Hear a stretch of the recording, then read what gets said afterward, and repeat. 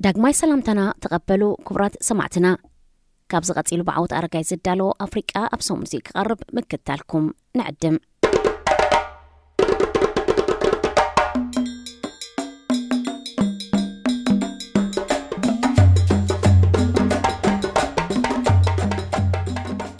بوتين وعلم شت أخلي يوكرين كالكيلو نقل أفريقيا هاجرات نايسرني حاجز تمباتعو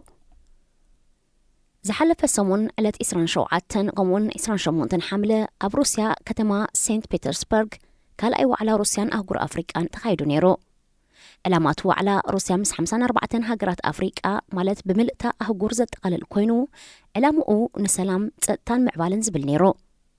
أبتو عل كاب استفلاليا هاجرات أفريقيا زمتسو 49 لأخات دبلوماسيات كساتوفن كلو نإيرترا بريزيدنت إسياس أفوركي زركبهم نعسر شوعات هاجرات مرحتي بأكل ترخيبهم نيرهم أبكل التشحن 19 أبستخايدة أبقدما وعلى روسيان أفريقيان نيربعان سلستن هاجرات مرحت تساتفهم نيرهم إذا كان أي دحر ورار يوكرين زكايد زلو مخانيو زتساتفهم مرحتقن نو 10 شوعات تترايو كورد ترايو دحر كوينات يوكرين حيالات زبهلا هاجرات علم ناهجر أفريقيا كمسارح بوليتيكاوي أجندة أنكتك أمالات أنيحن كموتئت كوينات يوكرين ون أبز صعبة وسخ مقبي أهجر أفريقيا زيادة آسيا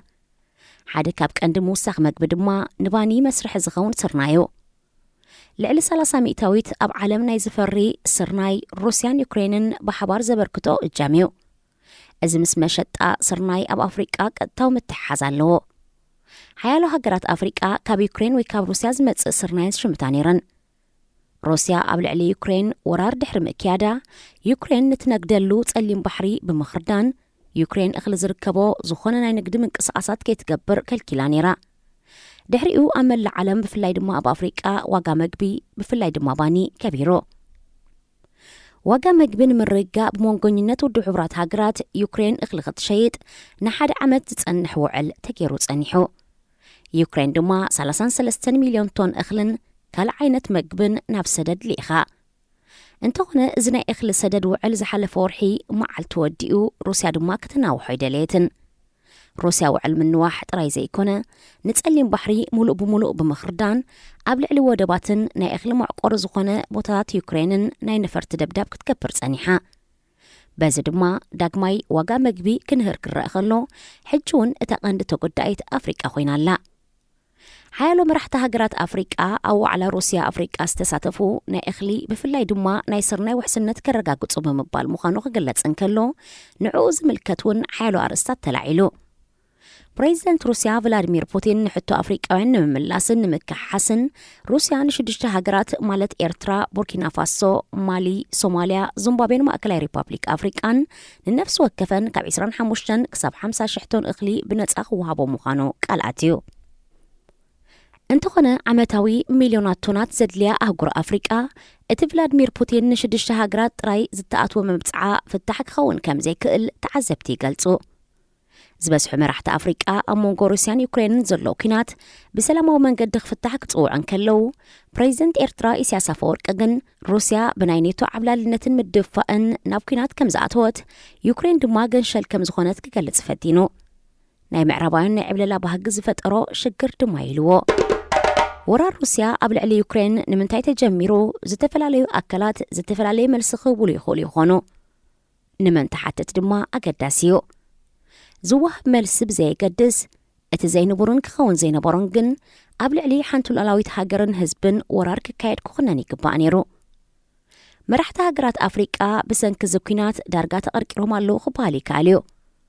مخنياتو مس روسيا زوستو زخون عينت سمعات يخون ركبات بعبيت معرباين هاجرات أبترت أرزتوهم بمخانو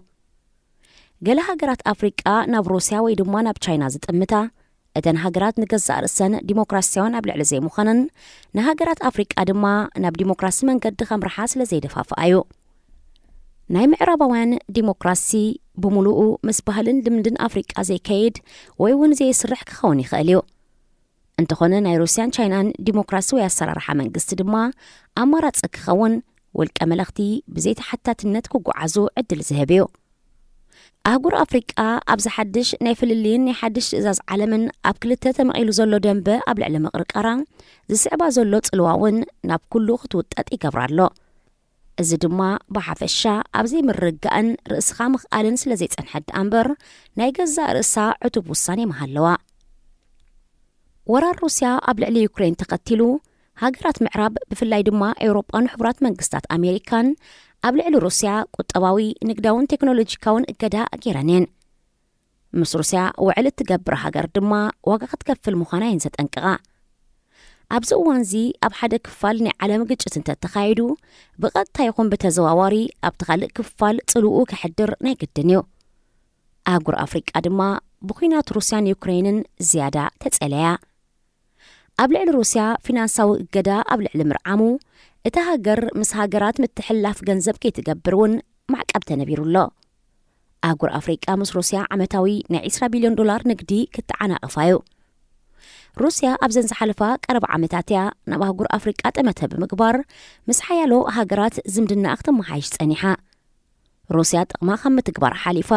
ኣብ ፖለቲካዊ ጉዳያት ሃገራት ኣፍሪቃ ኢዳ ዘይትእቱ ወይ እውን ሃገራት ፖለቲካዊ ለውጢ ከተግብራ ዘይትድረኽ ብምዃና ብሓያሎ መራሕቲ ሃገራት ተቐባልነት ረኺባ እያ። ፕሬዚደንት ሩስያ ቭላድሚር ፑቲን ቅዋም ሃገሩ ብምቕያር ገደብ ንዘይብሉ ዓመታት ኣብ ኮረሻ ስልጣን ኮፍ ክብል ዝኽኣለ መራሒ ኣብ ርእሲ ምዃኑ ምስ መራሕቲ ሓያሎ ኣፍሪቃውያን ሃገራት ተመሳሳልነት ኣለዎ። ሩስያ ኣብ ግዜ ሶቪየት ሕብረት ምስ ሓያሎ ሃገራት ኣፍሪቃ ጥቡቕ ዝምድና ክትምስርት ክኢላ ነይራ። ዴሳዊ ስነ ሓሳቡን ኣስፋሕፊሓትለን እያ። ድሕሪ ውድቀት እቲ ሕብረት ግን ምስ ኣፍሪቃ ዝነበራ ርክባት ሃሲሱ ድሕሪ ምጽንሕዩ ዳግማይ ዝበራበር ዘሎ። ፕሬዚደንት ሩስያ ቭላድሚር ፑቲን ኣቐዲሙ ንጉዳይ ኣፍሪቃ ኣመልኪቱ ኣብ ዝሃቦ መግለጺ ኣፍሪቃ ኣብ ፖሊሲ ወጻኢ ጉዳያት ሃገሩ ቀዳምነት ክወሃባ ምዃኑ ሩስያ ምስ ኣፍሪቃ ብፖለቲካውን ዲፕሎማስያውን ምክልኻልን ጸጥታን ቁጠባ ምቁጻር ሕማማት ትምህርቲ ሰብኣዊ ሓገዝን ካልእን ኣብ ናሓድሕደን ምትሕጋስ ክገብራን ክለዋወጣን ገሊጹ ነይሩ። ኣብዘን ዝሓለፋ ገለ ዓመታት ዋዕላ ሕቡራት መንግስታት ኣሜሪካ ኣፍሪቃ፣ ሩስያ ኣፍሪቃ፣ ቻይና ኣፍሪቃ፣ ጃፓን ኣፍሪቃ፣ ቱርኪ ኣፍሪቃ፣ ፈረንሳ ኣፍሪቃ፣ ኤውሮጳ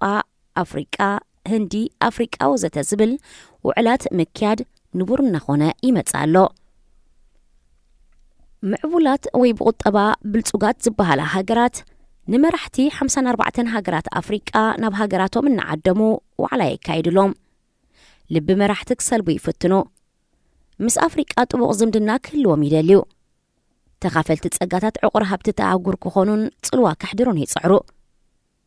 መራሕቲ ሃገራት ናብ 54 ሃገራት ኣፍሪቃ እናዞሩ ዑደት ካብ ዝገብሩ ብሓባር ዓዲሞም ኣጀንዳኦም ከተግብሩ ይቐሎም ይኸውን። እንተኾነ 54 ሃገራት ነንበይኑ ዕላማታትን ፕሮጀክታትን ክህልዎም ውካ ንብሩ እንተኾነ ኣብ ሓደ ዘንቢል ተጠርኒፎም ዋዕላ ከካይዱ ምርኣይ ግን ልሙድ እናኾነ መጺኡ። ኣፍሪቃ 17 ሚእታዊት ካብ ህዝቢ ዓለም ዝነበራ ኣህጉር እያ። 9.6 ሚእታዊት ናይ ነዳዲ ፍርያት ተምርት፣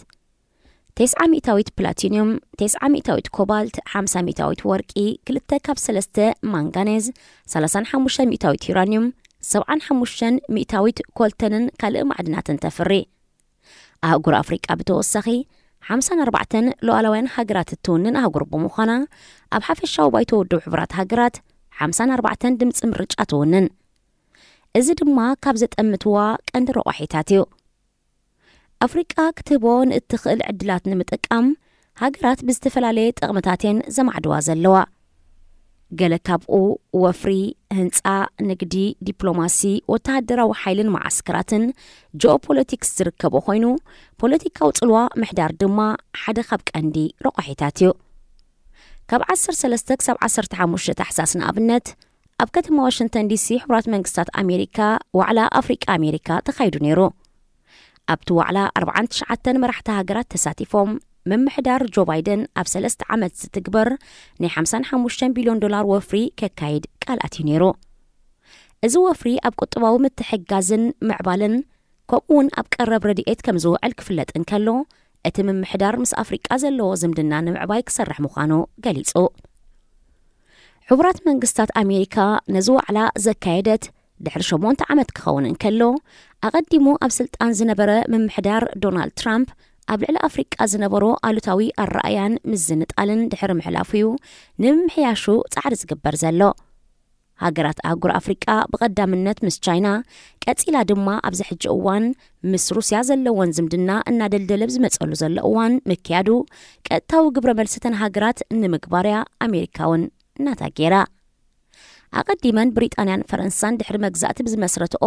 እታ ሓንቲ ብመንገዲ ኮመንዌልዝ ማለት ሓባራዊ ጸጋ እታ ካልአይቲ ድማ ብፍራንስ ኣፍሪክ ማለት ኣፍሪቃን ፈረንሳን ብምድማር ብዝርከብ ናይ ብልጽግና ሲነርጂ ብዝብል ኣብታ ኣህጉር ዝለዓለ ጽልዋ ነይርወን ሕቡራት መንግስታት ኣሜሪካውን ብዘጥረየቶ ሓይሊ ኣብ ኣፍሪቃ ጽልዋ ክትገብር በቂዓ ነይራ እንተኾነ እዘን ሃገራት ንረብሓ ኣፍሪቃ ኣይሰርሓን ጥራይ ዘይኮነ ኣብታ ኣህጉር ፖሊስታተን ከተግብራ ዝህቅና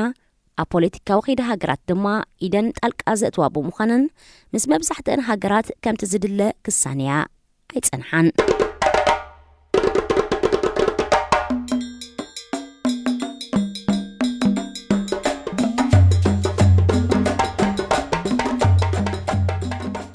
ኤውሮጳ ዩክሬናውያን ስደተኛታት ልዕሊ ካልኦት ዝተራእዩሉ ታሪኻዊ ኣጋጣሚ ሃገራት ኤውሮጳ ኣብ ዝተፈላለየ እዋን ናይ ዝተፈላለየ ዜግነት ድሕረ ባይታ ቆርበት ሕብሪ ሃይማኖትን ካልእን ዘለዎም ስደተኛታት ተቐቢለንን ካልኣይ ናይ ምንባር ዕድል ሂበነን እየን ኣብ ዝሓለፈ ገለ ዓመታት ዝበዝሐ ሃገራት ኤውሮጳ ስደተኛታት ንኸይቀበላ ሕጋጋተን ከትርኦ ተራእየን ነይረን ገለ እውን ስደተኛታት ከይመጽወን ናብ ሃገራተን ከይኣትውን ዝተፈላለዩ ሜላታት ክጥቀማ ጸኒሐን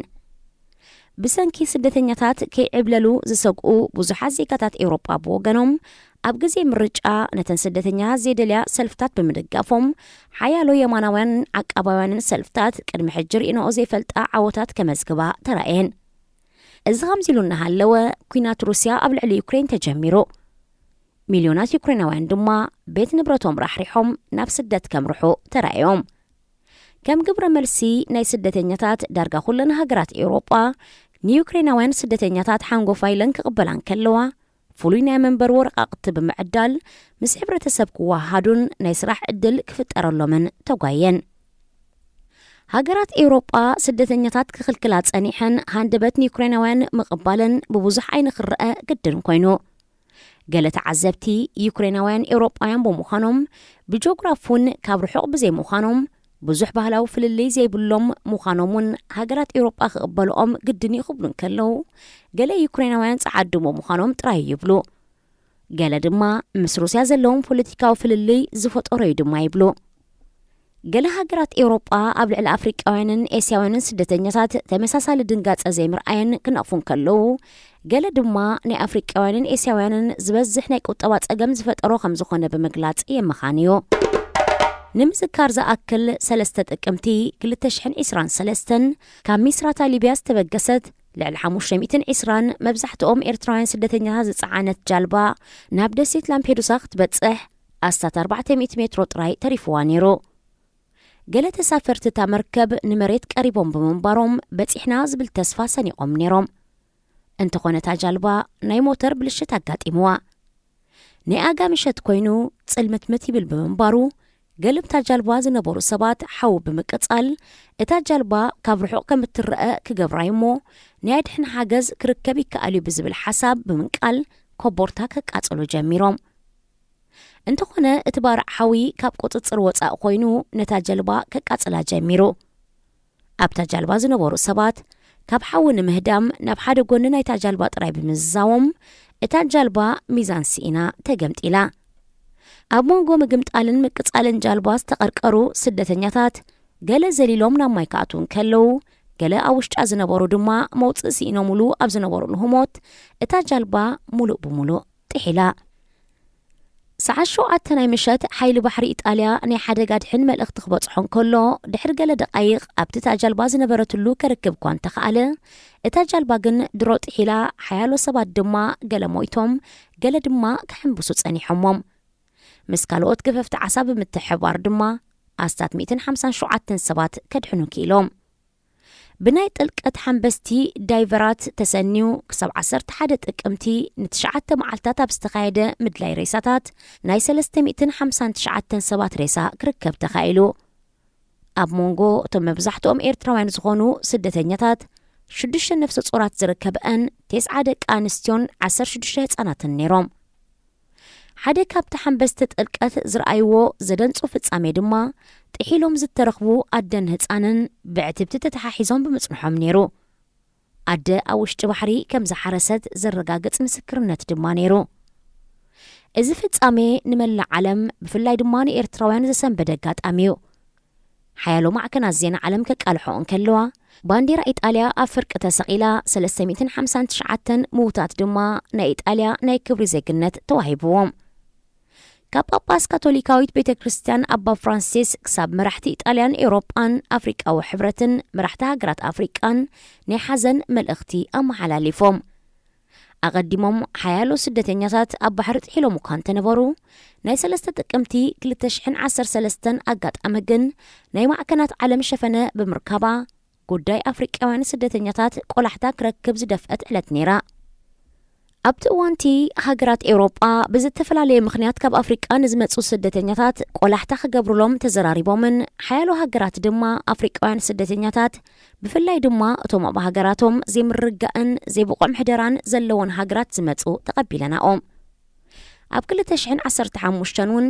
ራያን ዝተባሃለ ካብ ቱርኪ ናብ ግሪክ ክሰግር ኣብ ባሕሪ ዝጠሓለሞ ተገፊዑ ናብ ገማግም ባሕሪ ዝወፀ ናይ ዝተባሃለ ሶርያዊ ህፃን ሬሳ ስእሊ ናብ ማዕከናት ዜና ዓለም ተዘርጊሑ እዚ ኣብ ልቢ ሓያሎ ስምባደን ድንጋፀን ድሕሪ ምንጽብራቑ ሃገራት ኤውሮጳ ንኤስያውያን ብፍላይ ድማ ሶርያውያን ስደተኛታት ክቕበላ ወሲነን ሃገረ ጀርመን ጥራይ ልዕሊ 1 ሚልዮን ስደተኛታት ተቐቢላ እንተኾነ ብዙሕ ኣይጸንሐን 2015 ሚልዮናት ስደተኛታት ዝበዝሑ ካብ ሶርያ ኣፍጋኒስታን ሃገራት ኣፍሪቃን ካልኦትን ናብ ኤውሮጳ ድሕሪ ምእታዎም እሞ ኣብ መንጎ ፖለቲከኛታት ሓያል ክትዕ ድሕሪ ምልዓሉ ካብ 2017 ንድሓር ኣብ ልዕሊ ስደተኛታት ዝነበረ ኣረኣያ ክቕየርን ሕግታት ክተርርን ጀሚሩ ሓያሎ ሃገራት ድማ ኣብ ደጊአን ክዓጽዋ ጀሚረን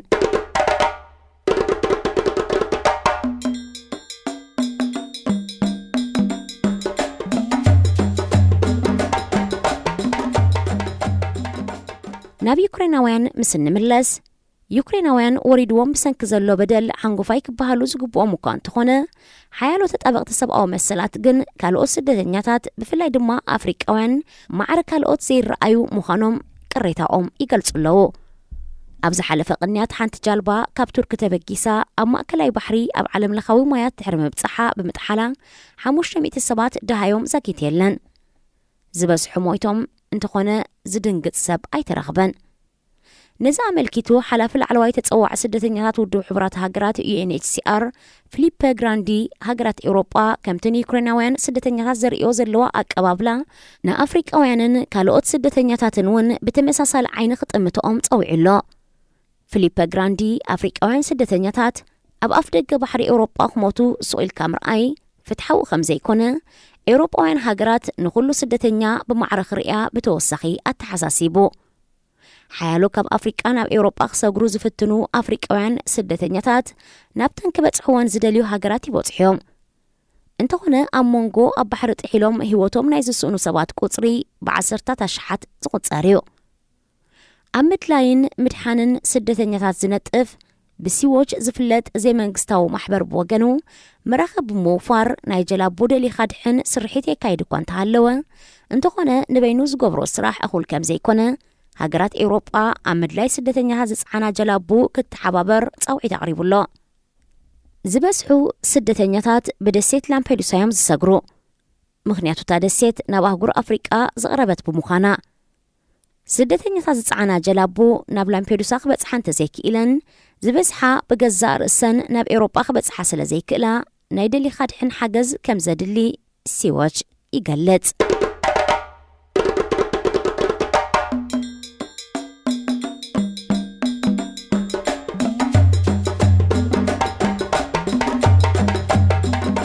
ዝኸበርኩም ሰማዕትና ብዓወት ኣረጋይ ዝተዳለወ ናይ ሎሚ ኣፍሪቃዊ ሰሙን እዚ ኣብ ዝተፈጺሙሎ ዝመጽእ ሰሙን ብኻልእ ትሕሶ ኢና ክንረኸብ ሰናይ ቅነ